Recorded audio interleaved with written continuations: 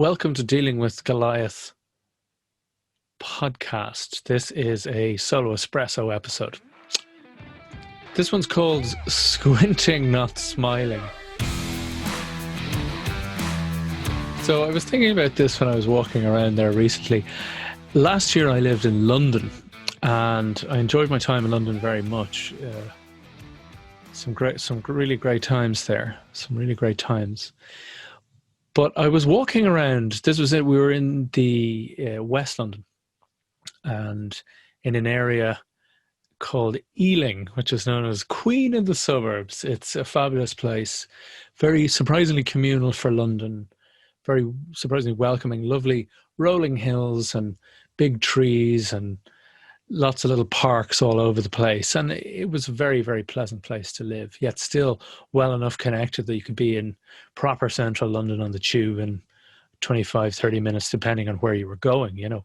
Anyway, I digress. When I moved over there, I was walking around, getting acclimatized to the new neighborhood, you know.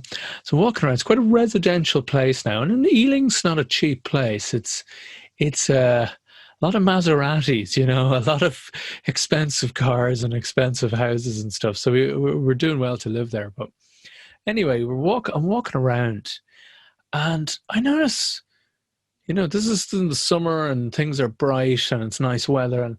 But I notice people are very friendly, you know, they keep smiling at me. Oh, hello. And I'm like, oh, hello. And it's like, you're walking around thinking, I thought Londoners were all meant to be really unfriendly and, you know, step on your faces, look at you type of thing, you know, where there's no engagement and because big city and everyone's in a rush and plenty of London is like that. But so I was kind of a bit taken aback. I was like, this is great. People are lovely here.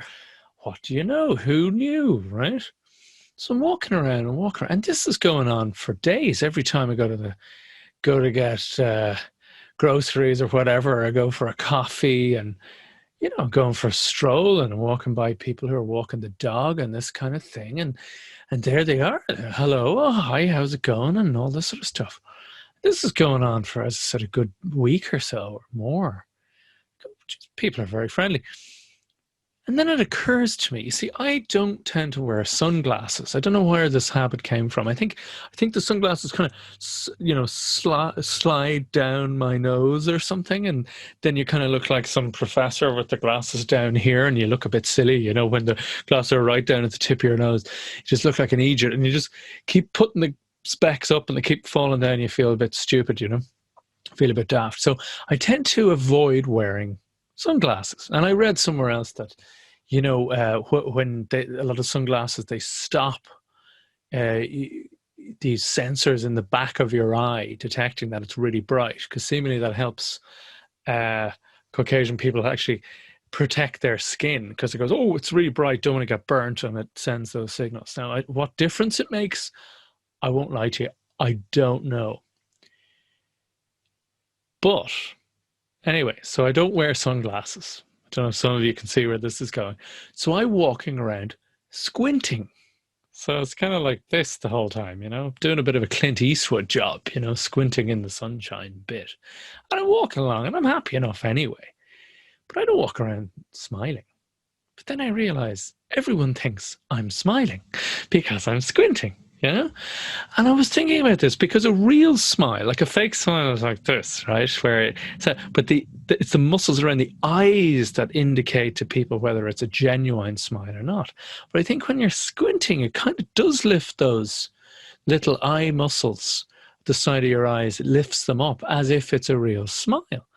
So all these people are responding as if I'm walking around with a big smile on my face. And the reason it occurred to me, of course, was because it was sunny here back in Dublin, sunny here last week, and I was walking around and several people were smiling, and it reminded me of London, you know. And it occurred to me that, isn't that amazing? That if I look my usual overly stern, resting, po-face, overly serious guy, you know, people don't tend to smile much. But by accidentally squinting, they thought I was smiling, and so they smile. And say, oh, hello, and they're all friendly. And so they see me then, I suppose, as some sort of non-threatening, pleasant, upbeat, positive bloke. which is kind of nice, actually. It was very nice. And you kind of think, oh, right, I wonder if maybe I should smile more often. Find something genuine to smile about. You don't want to fake the smile. You know what I mean? You want to have a positive thought so those, tell yourself a joke or listen to watch more Netflix comedy specials and remember some of the great gags in them or something. Make yourself laugh and walk around. It's a nice experiment to do. And that's what I was doing there last week. Walking around. One day I was squinting, another day it was overcast, so I thought of something funny, And yeah, sure as damn it, there they were, smiling away. Hello, how's it going? Everybody's suddenly friendly around the neighborhood. Could it be me? Yes, of course it's me. I'm the different factor, right? And this is, I remembered what they call emotional contagion. And that's really the thought for you is, first of all, do that experiment where you genuinely walk around smiling a bit more than you might otherwise. See what happens. Let us know. Send us an email or comment. It'd be interesting to see if that little experiment actually does anything. And the second thing I just suggest, as I said, is this thing called emotional contagion. So when you walk into a room, we've all been in rooms, right, where someone walks in and they're in great form. They're fantastic. They're loving life and everyone is happy to be there, right? The energy literally rises in the room, right? Or name it, they're upbeat or they're chilled or whatever it is. And we also know the opposite, don't we? We also know, the negative side where someone walks in and they're in horrific mood. They're in terrible form. And of course, everybody's like walking on eggshells. That is emotional contagion. So I put it to you, if you're walking into a room with clients, if you're walking into a room with your colleagues, or indeed your spouse or your family or significant other, not a bad idea if you're in bad mood to say, stop. Do I really want to bring this in here? Do we want to infect them? Particularly in these COVID times, it's the same thing. What are we infecting others with? Is it nastiness? Is it grumpiness? Is it dourness? Is it misery? Are we grumping and complaining? Or are we going in and we're actually just adding the value of being upbeat, being positive? What's the difference that will make in that person's day, in that person's hour? Now, as I said, this is very big when you're working in teams, when you're the boss. Who are you bringing to work with you? Which you is turning up? And all the more, most important when you're working with clients, because you don't want to have to sort of apologize for being miserable. Because think about it, particularly if you're pitching, you want to put your best foot forward. Of course, we all do. But think about who you're bringing. How would you describe that person? And then talk about how would you ideally like to be described? What are those attributes? Do those attributes.